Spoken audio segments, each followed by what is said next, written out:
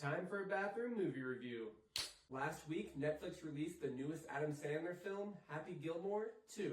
I'm just gonna say, I'm a huge Adam Sandler fan. My wife and I love rewatching his old movies, especially the ones in the 90s. But he's had a lot of great films in the 2000s and in recent years also.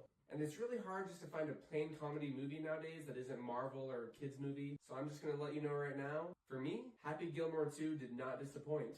In this film, we get that random Adam Sandler humor, tons of gags, dumb situations. This is why I love his movies. The cast was fantastic. Of course, we get Adam Sandler as Happy. That's already a plus. We got Julia Bowen back as Virginia. And I feel like she doesn't look any older than the original film. She just looks different. I hope I can age like that. Christopher McDonald back as Shooter McGavin. We got Bad Bunny as Oscar, Happy's newest. What the heck do you call those guys? Golf assistant? It'll come to me after I film this. Ben Stiller is back as Hal, and he has a new position in this film that goes against everything morally and ethically good. But all the cast members hit the comedy just right. They felt like they added value to the film, even though some are in it much shorter than others. Just wait till you watch it. So in this film, we have Happy Gilmore as he attempts to make a comeback. He is a newly recovering alcoholic who wants to do right by his family and raise some money for his daughter. He's gonna have some new competition and some much different competition.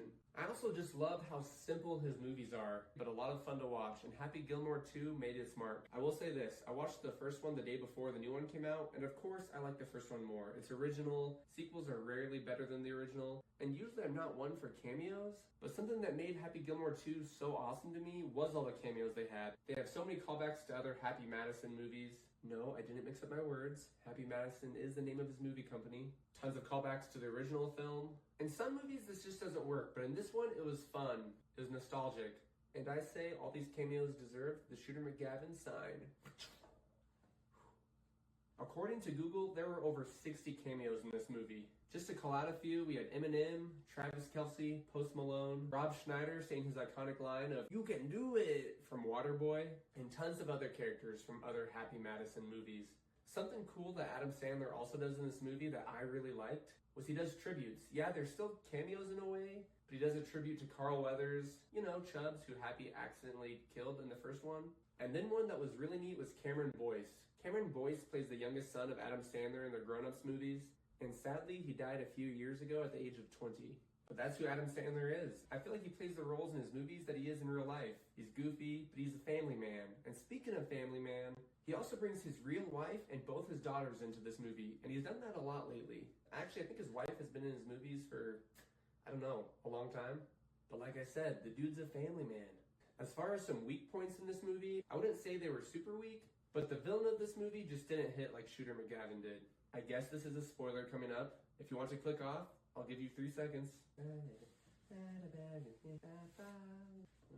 But the villain of this one is not Shooter McGavin. And Shooter McGavin was great in the first movie.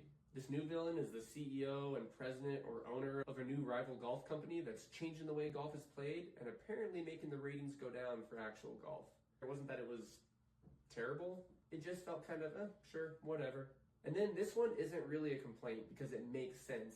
But I think one reason the first movie is still more comedic to me is we have a younger Adam Sandler who is full of rage. You know, the scenes we get like, "Go home, ball. That was your home. Go home." Or the constant, "Oh yeah, you like that? You like that?" His anger was hilarious. And he just doesn't have as much rage in this new movie. But it makes sense. He's almost 30 years older. He has 4 kids. Wait, 5. And he was a professional golfer for years. You know, he's chums with a lot of these guys now.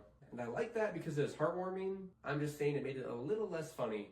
Overall, I really enjoyed this movie. I've heard people either like it or hated it. I respect both opinions. But I think they nailed that stupid 90s comedy, had just the right amount of randomness, and did cameos right in this movie. Overall, I wouldn't say it's a huge blockbuster hit, but one you should definitely check out, and I bet you'll get laughs at. And if you like the original, I expect you'll laugh at this one too. And remember everybody, if you like movies and you sometimes use the restroom, please subscribe for more of both. Come on, toilet paper, go home!